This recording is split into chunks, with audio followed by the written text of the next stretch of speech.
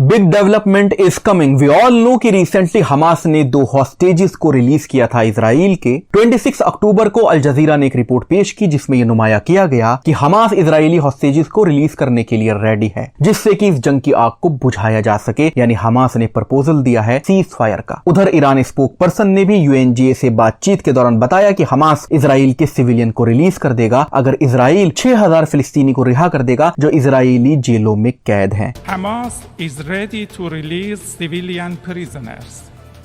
On the other hand, the world should support the release of 6,000 Palestinians held in Israeli prisons. Again Iran का मौकिफ पर ध्यान दे। 7000 फिलिस्तीनियों की मौत के बाद, करीब 6 लाख गाजा शहरियों की जिंदगी लगभग बर्बाद होने के बाद, गाजा शहर के खंडर में तब्दील हो जाने के बाद ईरानी फॉरेन मिनिस्टर के चेहरे पर मुझे कोई शिकन दिखाई नहीं दी। बड़ी ढटाई से ईरानी फॉरेन मिनिस्टर कह रहे हैं कि इजरायली हॉस्टेजेस को तब रिलीज किया जाएगा जब इजराइल फिलिस्तीनी शहरियों को अपनी जेल से रिहा कर देगा, यानी एक तरह का सौदा। जबकि जंग के इस हालात में यह सौदा बिल्कुल मुनासिब नहीं, हिकमत से बिल्कुल खाली। क्या कोई शख्स ऐसा है जो अपनी झोपड़ी बचाने के लिए अपने घर को आग लगवा दे? क्या कोई शख्स ऐसा है जो अपना लोहा बचाने के लिए अपना सोना गवा दे? अगर ऐसा नहीं है तो हमास और ईरान शुरू से ही ऐसा क्यों कर रहे हैं? पहले हमास ने इजरायली सिविलियन को हॉस्टेजेस बना लिया, फिर फुलझड़ी टाइप रॉकेट दाग दिए। 5000 फुलझड़ी टाइप रॉकेट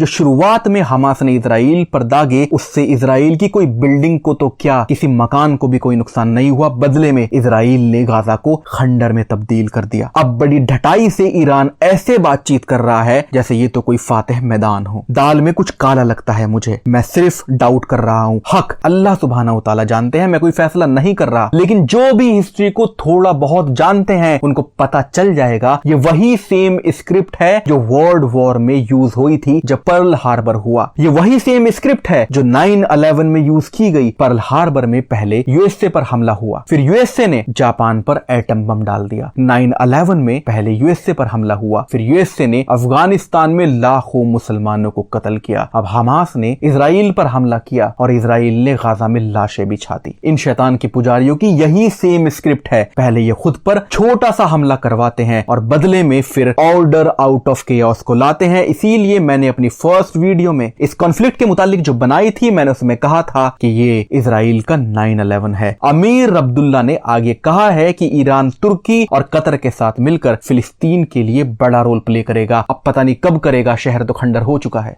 در این راستا رهبران جنبش آزادی بخش فلسطینی حماس برای آزادسازی اسرای غیر نظامی به ما اعلام آمادگی کردند و جمهوری اسلامی ایران آماده نقش‌آفرینی در این موضوع مهم انسانی به همراه قطر و ترکیه می बाशा। उधर इजरायली डिफेंस मिनिस्टर ने कहा है कि प्रिजनर्स का रिलीज होना अ पार्ट ऑफ वॉर है। फ्रेंच प्रेसिडेंट मैक्रोन ने बयान दिया है कि ह्यूमैनिटेरियन कोएलिशन के बारे में बातचीत जारी है। इमैनुअल मैक्रोन ने कहा है कि सेवरल यूरोपियन कंट्रीज गाजा में ह्यूमैनिटेरियन कोएलिशन के बारे में सोच विचार कर रहे हैं। यानी ये कमीने अब इंसानियत भी दिखाएंगे, ड्रामेबाज शैतान। passe par une trêve humanitaire que nous défendons et qui est indispensable pour protéger les populations les plus fragiles, en même temps que pour finaliser les discussions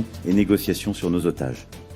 Nous veillerons donc, comme je le disais, à ce que cette action humanitaire soit pleinement coordonnée à l'égard principalement des populations de Gaza, à l'égard également des populations de Cisjordanie, avec l'initiative que nous avons souhaité prendre pour उधर Spain ने European union को proposal दिया है एक piece conference करने का। जनाब हक के कुद्दूस ने कुरान में फरमाया है कि ये जमीन में फसाद फैलाते हैं। जब इनसे पूछा जाता है कि तुम जमीन में फसाद क्यों करते हो तो ये कहते हैं हम तो अमन लाने वाले हैं। मैं अपनी वीडियोस में लगातार ये जिक्र कर रहा हूँ कि ईरान का मौकिफ डाउटफुल है, क्योंकि ज्यादातर इस्लामी मुमालिक अपाहिज हो चुके हैं। सऊदी अरब और यूएई बिक चुके हैं। तालिबान 20 साल जंग के बाद जख्मी है। इजिप्ट और जॉर्डन बुजदिल हो चुके हैं। तैयब अर्दगान तन्हा है और इमरान खान जेल में है। बचता है ईरान जो बयानबाजी कर रहा है, और अगर कोई जवाबी कार्रवाई कर भी रहा है तो इजराइल पर नहीं, सीरिया पर। इजराइल पर तो ईरान ने एक पत्थर भी नहीं मारा। ईरान जवाबी कार्रवाई कर रहा है सीरिया में। खबर आई है कि 27 अक्टूबर को ईरान ने सीरिया में यूएस ट्रूप पर रॉकेट दागे। मैं आपके सामने सबूत लाकर ये शो इसलिए कर रहा हूं ताकि आम मुसलमानों को पता चल जाए कि हम वाकई बिल्कुल लीडरलेस हो चुके हैं, क्योंकि जो हमारे लीडर हैं वो तो अपोजिट टीम की तरफ से खेल रहे हैं, या तो जहालत में या मुनाफकत में, अल्लाह आलम। क्योंकि जब उम्मत को यकीन हो जाएगा, दिल से यकीन हो जाएगा, खबरों से नहीं दिल से ये यकीन हो जाएगा कि हम बिल्कुल लीडरलेस कौम है, तभी हम दिल से आसमान की तरफ देखेंगे, रिवाजन नहीं, दिल से। तभी हम अपनी दुआओं में जनाब हक के कुद्दूस से ये मुतालबा करेंगे कि या रब इमाम मेहदी को भेज दे। मेरे देखे इमाम मेहदी इस दुनिया में तभी आएंगे जब हर उम्मती उनके लिए दुआ कर रहा होगा। अहम खबर और आई है कि इजरायली डिफेंस मिनिस्टर ने कहा है कि हमास गाजा के हॉस्पिटल से ऑपरेट कर रहा है। अल अहली अरब हॉस्पिटल को कब्रगाह बनाकर इन शैतान के पुजारियों की खून की प्यास ठंडी नहीं हुई। इनका इरादा और बाकी गाजा के हॉस्पिटल को तबाह करने का लगता है। इसीलिए मीडिया में यह नैरेटिव सेट किया जा रहा है कि हमास गाजा के हॉस्पिटल से ऑपरेट कर रहा है।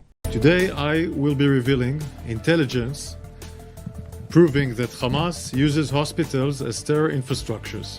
I repeat that Hamas uses hospitals as terror infrastructures. Hamas has turned hospitals into command and control centers and hideouts for Hamas terrorists and commanders. Additionally, I can confirm that according to the intelligence we have in our hands, there is fuel in hospitals in Gaza. I repeat, there is fuel in hospitals in Gaza. And Hamas is using it for its terror infrastructures. Israeli कातिलों का अगला हलफ अल शिफा hospital लगता है। इनका plan है Gaza को मुकम्मल खाली करवाने का। हमास ने इसके जवाब में इतना ही कहा है कि इजराइल हॉस्पिटल पर एलिगेशन सिर्फ इसलिए लगा रहा है क्योंकि वो गाजा में मुकम्मल कत्लेआम करना चाहता है। मैंने आज की वीडियो को शुरू किया था हमास के सीज फायर वाले प्रपोजल से, और आज की वीडियो को एंड करेंगे इजराइल की अल शिफा हॉस्पिटल पर गंदी नजर से। ये कत्लेआम पता नहीं कहां जाकर रुकेगा। काट खाने वाली ताकतें अहले फिलिस्तीन पर मुसल्लत हैं और ना अहल हुक्मरान उम्मत पर। दुआ दुआ और सिर्फ दुआ। अल्लाह अहले फिलिस्तीन पर और उम्मत पर रहम करे, मदद करे। जो जिंदा है उनको सब्र दे और असबाब दे, और जो मर रहे हैं उन्हें शहादत के दर्जे पर फाइज करे। अपनी वीडियो का इख्तिताम मैं करूंगा कुरान की एक आयत से, जिसमें अल्लाह कहता है, अन करीब हम इसकी नाक पर दाग लगाएंगे, इसको मालूम नहीं कि अल्लाह देख रहा है। यकीनन हम इसको सर के बाल से पकड़कर घसीटेंगे तो ये बुला ले अपने साथियों को, हम भी जहन्नम के फरिश्तों को बुलाएंगे। अजीजों, आप बने रहे हमारे साथ हक के इस सफर में, क्योंकि सफर हमारा है, फतेह अल्लाह की है।